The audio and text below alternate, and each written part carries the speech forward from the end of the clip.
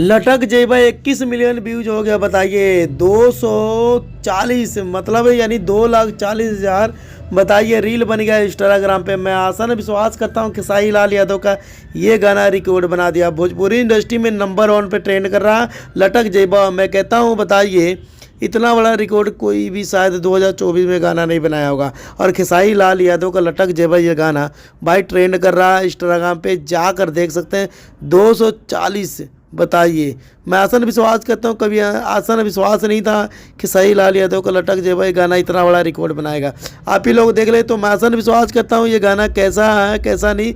लटक जेबा रील बनाइए और वायरल हो जाइए रातों रात। मैं आसान विश्वास करता हूँ खेसारी लाल यादव का ये गाना बहुत ज़बरदस्त था और रिकॉर्ड पे रिकॉर्ड बनाई जा रहा है। हाँ 2024 में सबसे बड़ा ये रिकॉर्ड ये गाना बनाएगा। तो मैं आसान विश्वास करता हूँ, दिल थाम के बैठिएगा। लटक जेबा ये गाना कैसा लगा कैसा नहीं कमेंट करके जरूर बताइएगा। तो मिलते हैं अगली वीडियो में। 1 2 3 4।